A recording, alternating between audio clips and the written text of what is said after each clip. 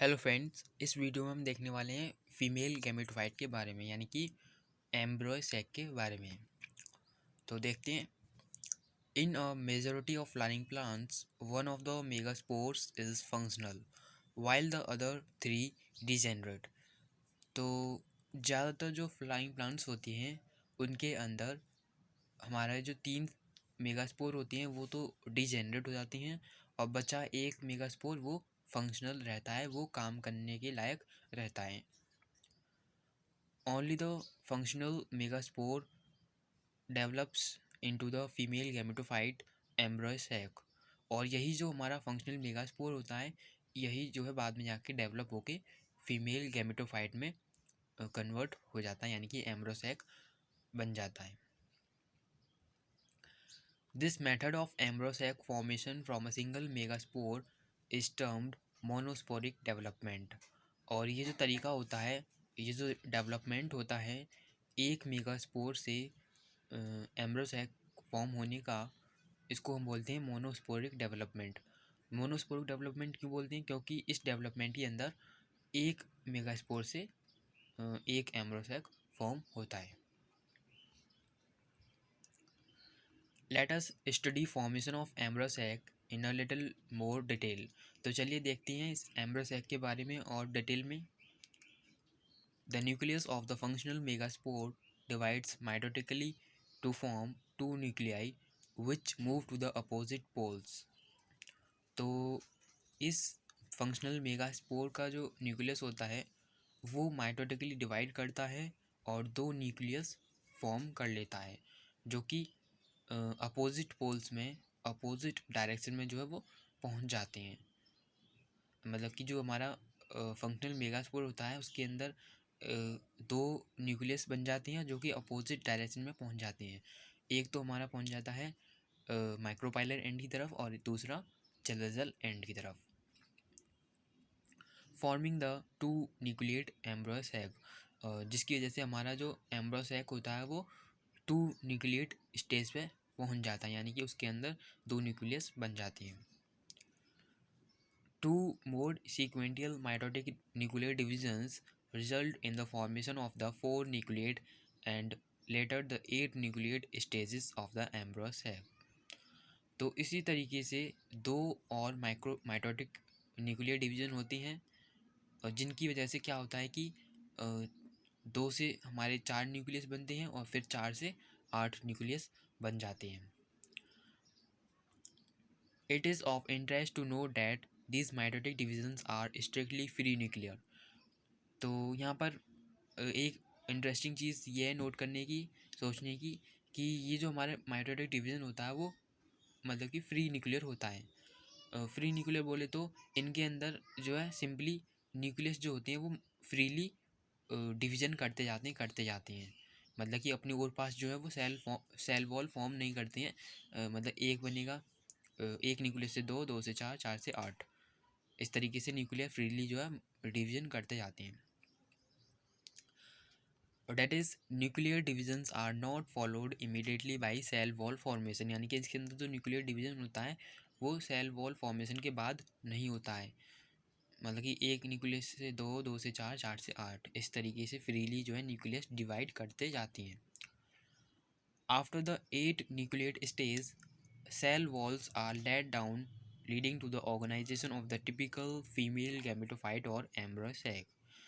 तो जब हमारा एम्ब्रो सैक 8 न्यूक्लिएट स्टेज पे पहुंचता है, यानी कि जब उसके अंदर 8 न्यूक्लियस बन जाते हैं, तो तब जाके उसके अंदर उन न्यूक्लियस के और पास जो है सेल वॉल फॉर्म होना शुरू हो जाती है, जिसकी वजह से हमको एक टिपिकल फीमेल गैमेटोफाइट या कहें एम्ब्रो सैक मिल पाता है। Observe the distribution of cells inside the embryo sac. तो आप देखिएगा इस एम्ब्रो सैक के अंदर किस तरीके से हमारे सेल्स जो हैं वो डिस्ट्रीब्यूट होते हैं, किस तरीके से उनका बंटवारा होता है। 6 of the 8 nuclei are surrounded by cell walls and organized into cells। तो इन 8 में से जो 6 न्यूक्लियस होती हैं उनकी और पास तो मतलब कि सेल वॉल फॉर्म हो जाती है, लेकिन जो बच्चे दो न्यूक्लियस होती हैं उनके और पास कोई सेल वॉल फॉर्म नहीं होती है। अब वो उसी सेल के अंदर जिसके अंदर वो पहले से थे उसी के अंदर पड़े रहते हैं, जिनको कि हम क्या बोलते हैं, पोलर न्यूक्लियाई बोलते हैं, जो कि कहाँ पर होती हैं, वो सेल के अंदर। जो हमारा सेल होता है लार्ज सेंट्रल सेल, जो जिसके अंदर की सारे सेल थे, मतलब सारे न्यूक्लियस थे, उस सेल के अंदर वो एग अपरटस के नीचे होते हैं। तो इसकी पोजीशन को ज़रा देख लेते हैं डायग्राम के अंदर। तो ये हमारा है एम्ब्रॉय सैक। तो इसको ज़रा एक बार ढंग से रिपीट कर लेते हैं। आप यहाँ पर देख सकते हैं एक मतलब कि एक मेगा स्पोर के अंदर दो थे, दो से चार हो गए, फिर चार से आठ हो गए, फिर आठ से इनका डिस्ट्रीब्यूशन होता है। तो डिस्ट्रीब्यूशन में जो आपको यहाँ पर ये जो है इसको हम बोलते हैं एग एपर्टस। इस एग एपर्टस के अंदर दो सिनर्जिड्स होती हैं, एक एग सेल होता है जो कि माइक्रोपाइलर एंड की तरफ है। तो ये जो हमारे पोलर न्यूक्लियाई हैं, टू पोलर न्यूक्लियाई, ये किस कहाँ पर है, इनकी पोजीशन कहाँ पर है, इस एग एपर्टस के बिल्कुल नीचे, ठीक है, सेंट्रल सेल के बीच में और एग एपर्टस के नीचे इनकी पोजीशन होती है।